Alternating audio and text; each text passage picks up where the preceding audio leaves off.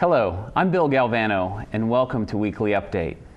Last week, we all filed our federal tax returns. This is known as Tax Day throughout our nation. But what also was occurring right here in Manatee County and in many places throughout our country were Tax Day rallies hosted by the Tea Party.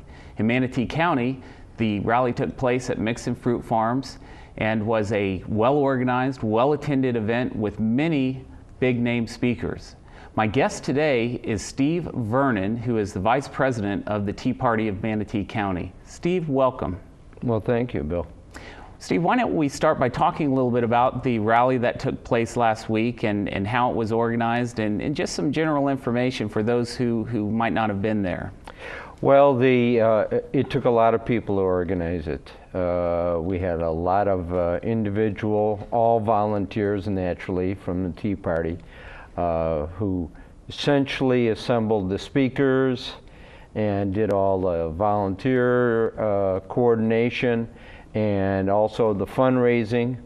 So everybody was involved in it, and in my estimation, it was a great success. It was very enthusiastic on everyone's part, so we really appreciated you coming there, and a lot of others.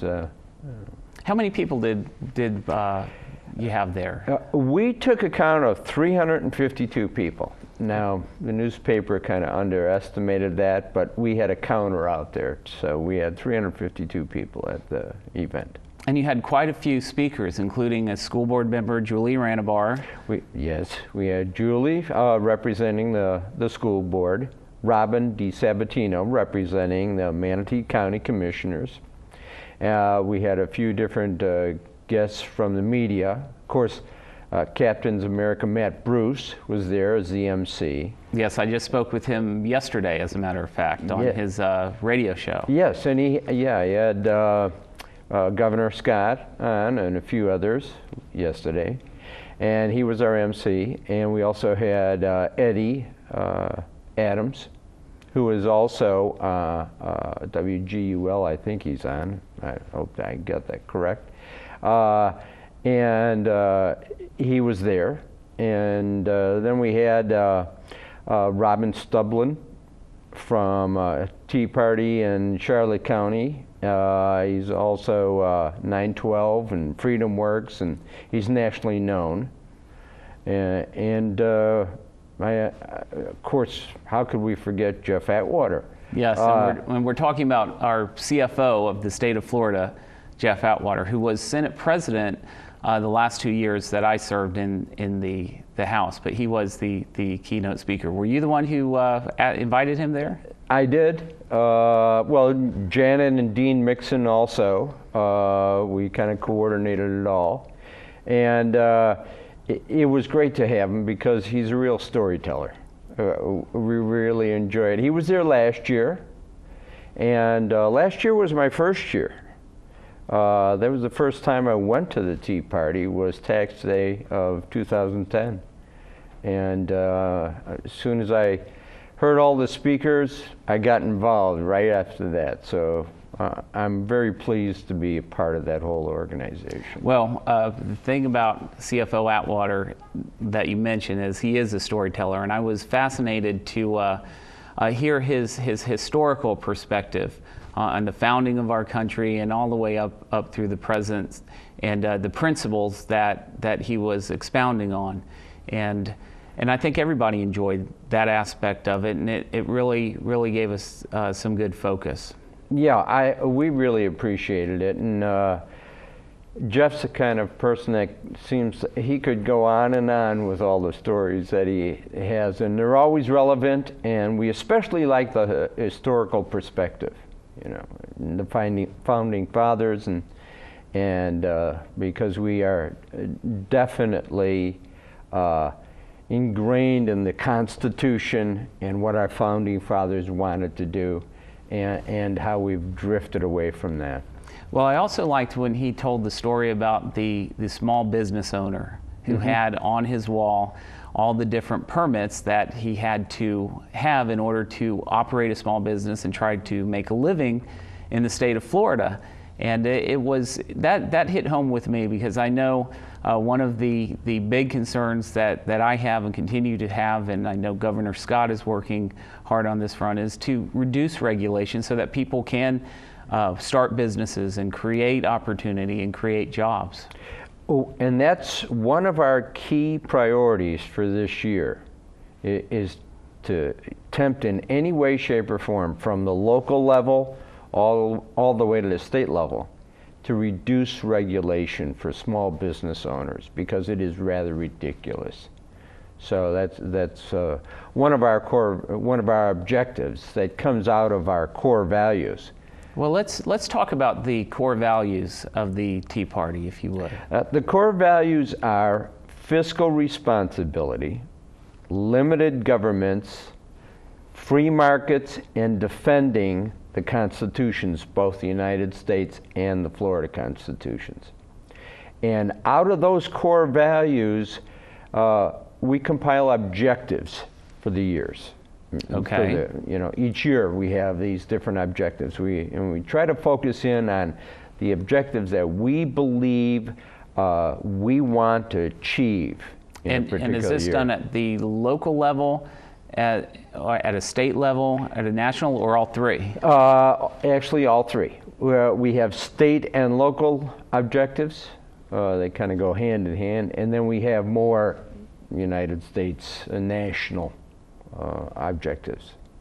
And one of the ones on a local basis, but also on the national basis, is to reduce regulations and reduce the amount of government in our lives, because we have to limit government.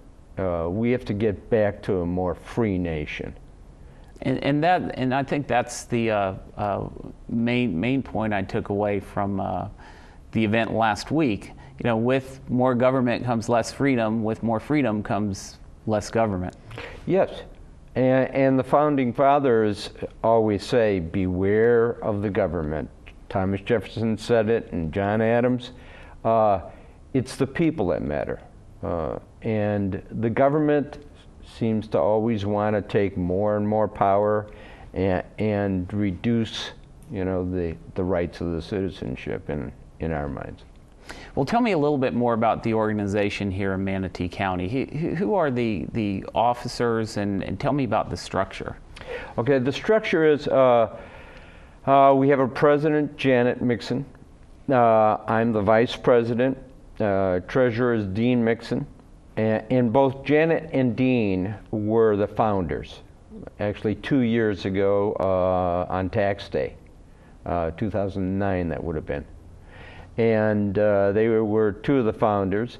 And then we have, currently it's 15 different directors.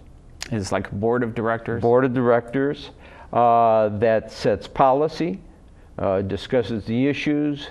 We decide where we want to go with things, what our objectives should be, how to accomplish those objectives. And those 15 people really are the ones who direct the entire organization and how we do things, how we accomplish things. Who is a Tea Party member? I think there's a general concept out there. People believe that it's mainly Republicans or it's a Republican-based organization. Tell me more about that. Is that a bit of a misconception? It is a misconception. We have most of our members, which is somewhat of a vague definition as to what a member is, because all one has to do is go onto our website and sign up. There's no dues, there's nothing other than signing up, and essentially they become a member. In the members, actually, we have more independents than anybody, more than Republicans, more than Democrats. And you do have Democrats? Oh, definitely. We definitely have Democrats, and when we took account last year, there were 17% there were Democrats. But it's a conservative organization, and there are definitely conservative Democrats. It just so happens you have more conservative Republicans than conservative Democrats, so we have more Republicans in the organization. But definitely the independents are the individuals that make up, I would say, the bulk of the organization. And they are unhappy with both parties, and they saw the Tea Party as an alternative. They wanted to get back to the roots. They wanted to get back to limited government and free enterprise and fiscal responsibility. And frankly, they were unhappy with not only what President Obama and the Democrats did in the last 2 years, but what George Bush and the Republicans did in the few years before that. They weren't exactly, fiscally responsible in our minds. So we encompass everything. So it's those core values of being fiscally conservative and seeking to limit government to where it should be and keeping it out of where it shouldn't be. That's exactly right. And our philosophy actually is the philosophy that came from the Founding Fathers, who essentially originated in Anglo-Saxon law. And the basic premise is this: if the family can address and solve an issue, that's where it should be solved. If it can't, then the village gets involved. And if the village can't do it, then you go to a little higher level. And it's really, it's a hierarchy that essentially you have the pyramid. Rarely should problems be addressed or try to be solved at the highest level. And so that's what we're all about, trying to get it as limited as possible and down to the people. We essentially don't want the federal government taking our money, asking if we can have it back so we can put a stop sign in a village, which has happened. And it's rather ridiculous, the amount of upside down we have. A main point of that is individual responsibility. Yes, absolutely. Because it goes hand in hand. With limited government comes individual responsibility. So that, I guess what you're saying is we need to be responsible for ourselves and look after ourselves and one another, as opposed to just delegating it to a government authority. That is correct. The lowest level possible. And of course, personal responsibility is one of our key premises of how we should govern ourselves. We talked a little bit about less regulation. Mm-hmm. Tell me some of the other goals that the Tea Party of Manatee County has for the upcoming year. From a local level, we essentially want to address illegal immigration. We look upon illegal immigration as really an issue that is financial. It's a jobs issue. Because essentially, if you have illegal aliens coming in and taking a job, that's one less job for the people who are unemployed, who are American citizens, to have. So illegal immigration and everything that goes with it, E-Verify, making sure that illegals can't get food stamps, can't get unemployment. And let me clarify something. When you talk about illegal immigration, you're not talking about immigration itself, the people who would come here and take the right and correct necessary steps to become citizens. Absolutely not. We are all for legal immigration. We're all immigrants. And essentially, all of our ancestors came over legally. That is the way to do it. That's what we want to continue, legal immigration. It's the illegal part of it that bothers us so much. And that's where we want to put a stop to that. And we think E-Verify is one of the key ways to do it. Which is a legislation that is being debated currently in Tallahassee. It's being debated, and we are very unhappy with the way it's going. The House passed a good bill, and it said E-Verify was the way to make sure employers could check the immigration status of someone. It's done by, a dozen states. They use it. But for some reason, when it went to the Senate, all of a sudden they decided, well, we don't think it's that good, we don't think it's that accurate, which we debate. And they came up with, let's use driver's licenses. Well, before January 2010, where it got a little stricter, anybody could get a driver's license, illegal or not. So what good does that do in verifying whether this person is a Of course, illegal there have alien? been heightened standards. I just had a birthday last week as well. Believe it or not, I was born on April 16th. And I just renewed my driver's license, and the documentation level has gone up substantially. And of course, I remember while I was in the House, we approved those new measures because it was becoming a loose system, as you say. Right, and that is correct. And if memory serves me correctly, it was January 2010 that the new law went into effect. So if you use a driver's license after that date, well, then you can be pretty well assured, that it's proper. And because now they required a birth certificate, a social security card, 2 proofs of address.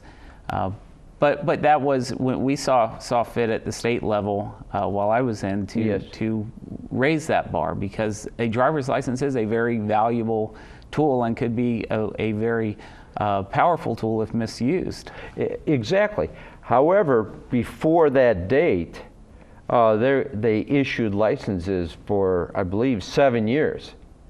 So now essentially employer checks a driver's license if this bill passed in the Senate. And what does it prove? It doesn't prove anything. So we're unhappy with that. And recall, though, we're talking about the state legislature working on these bills. Yes. And would you agree that the states have had to become involved on this issue because of a lack of confidence in the way the federal government has been enforcing our existing laws with regard to immigration? No, exactly. You put the burden on the states because the federal government isn't doing what they should. They are not protecting our borders. And it's a matter of financial economics. Essentially, we pay in this state $1,117 for every illegal alien we have. That's money that we shouldn't have to be paying. The border itself, Napolitano is doing an extremely poor job in protecting our borders. But if they did their job, if they protected our borders, then we wouldn't have so much problem at the state level to try and correct what. Then the state wouldn't be having to get involved. Let's talk about some other issues locally. Yes. So we have regulation, we have or deregulation, I should say, the immigration issue, and what else is a goal for the Tea Party of Manatee? One of our primary concerns is the school board, Manatee County School Board. And we're stunned, frankly, with the fact that there's a deficit in the self-funded health insurance program of $9.4 million. And Julia Ranabar's been speaking about that. She has. And Julia Ranabar, we supported her all the way in getting elected, and Karen Carpenter, because we thought things needed to be changed. And this is a perfect example. They let that program get into so much financial trouble over the years. And the last 4 years it went, if you don't mind me, certainly, getting the exact number so nobody accuses me of incorrectly stating them. In the fiscal year ended June 30th, 06, that was the last time we had a positive balance in that fund. And then it went to $700,000 deficit the next end of fiscal year in 07, went to 4.7 million deficit in 08, went to 7 million in 09, went to 8.4 million in fiscal year end 2010, and as of this calendar year, we were $9.4 million in a deficit. So how are we going to correct that problem, number one? But number two, by law, the statute says every year you have to put in a report to the Office of Insurance Regulation as to the solvency and financial condition of your health insurance program. They haven't done it since 2006. Now, that brings us back to following the Constitution, obeying the law. This is what's wrong with local government, state government, federal government. Obey the law. And why so aren't you doing goal it? Being back to fiscal responsibility. That's exactly right. So essentially you didn't obey the law, number one, and they were cited by the Inspector General for it, but nothing ever happens. And number two, they just keep kicking the can down the road, as if, oh, well, eventually we'll figure out how to make this thing work. So that remains a key issue on your goal list. Absolutely. Absolutely. And we have a very strong education committee. We have different committees that in the Tea Party that are addressing.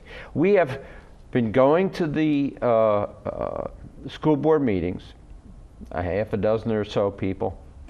We've been researching things because it's not transparent. They don't make it easy for citizens to know what is going on. So we have to dig, and we have to call people, and we have to, go to Tallahassee and ask them for records, because everything is opaque, and it shouldn't be. What other committees do you have? We have the research committee, which does a lot of research for candidates. It's not doing that much right now, but we research all the different candidates and their positions, and whether or not their positions are in line with our core values and our priorities. And then we determine whether or not to support them and not support them. We have the Take Action Committee. What does that do? The Take Action Committee, basically their primary goal at the moment is E-Verify. And they essentially are trying to get the House bill passed and the Senate bill rejected.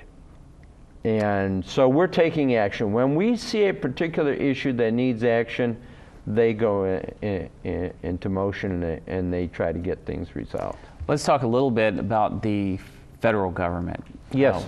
What locally is the Tea Party of Manatee County doing to address some of the federal issues, and in particular the budget issues? I know what we've seen over the last few weeks has been a disappointment to a lot of people, including myself, when we see projected savings that end up being a fraction of what the projection is. Do you all involve yourselves directly in the federal politics? We do.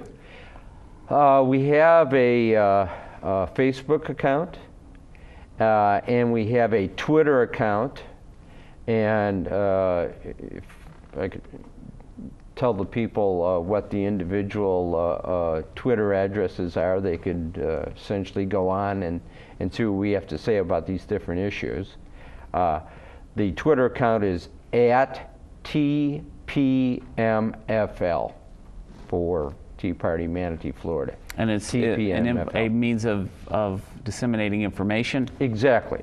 So what we do is we gather different news articles that we think are important. We state our opinions on matters, and we essentially keep our members informed through Twitter and through Facebook as to what's going on. And that's our way of communicating a lot of things to our members on a national level. And one of the things we were very unhappy about was the budget agreement for the 2011 budget. We wanted more. And we thought we could have, Mr. Boehner could have got more. And we were very unhappy with that. The next battle that we see that we're very concerned gearing up about, for? Yeah, gearing up for is right, is the debt ceiling. Now, here's what the liberal media, the scare tactics they always use. Well, if you don't raise the debt ceiling, we'll go into default. What a horrible thing, and well, you know, all the interest rates will go up because of the default, which is a false argument, totally false. Because essentially, what we can do is not raise that limit. But the funds you get in, you make sure you pay your interest payments. You won't default. You've got plenty of money to pay the interest. That's what we do as private citizens. Exactly. We have to balance.